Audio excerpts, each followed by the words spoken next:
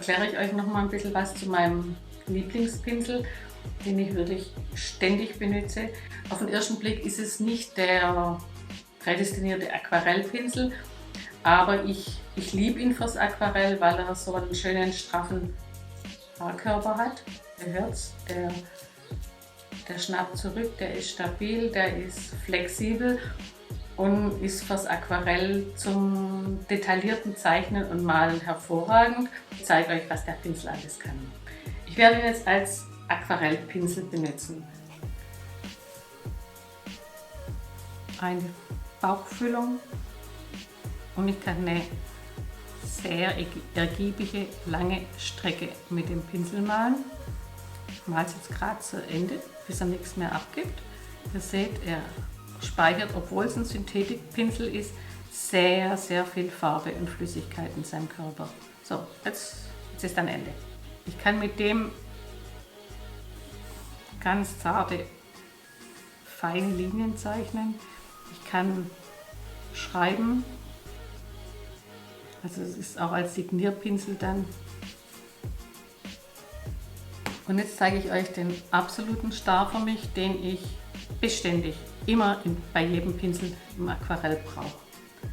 Ich mache ihn jetzt nur nass, ohne Farbe, um euch eine ganz wichtige Anwendung zu zeigen. Ich nehme ihn nicht in der Breitseite, sondern in der schmalen Seite. Und jetzt kann ich hier mit dem Wasser aus der vorherigen Farbe einfach weiße Spuren legen.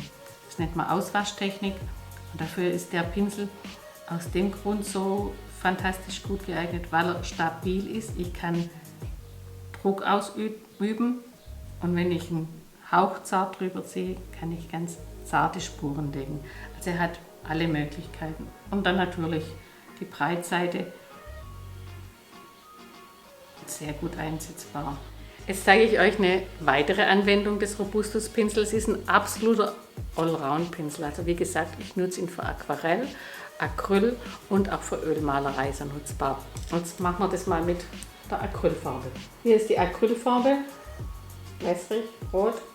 Und beim Acryl können wir auf den unterschiedlichsten Untergründen malen.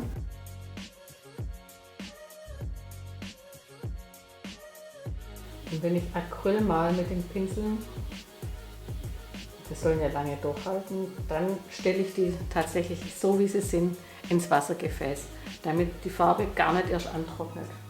Kommt er in den Wassertopf. Jetzt haben wir ja die zwei anderen noch und dann machen wir jetzt die feineren Geschichten.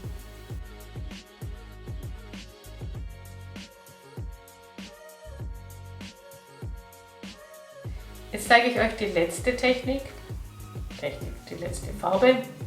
Wir haben jetzt eine Ölfarbe und der Pinsel Robusto ist natürlich auch für Öl prädestiniert. Durch seinen straffen Haarkörper, der immer wieder federt und immer wieder in die Ursprungsform zurückgeht, geht die Ölmalerei perfekt mit dem Pinsel.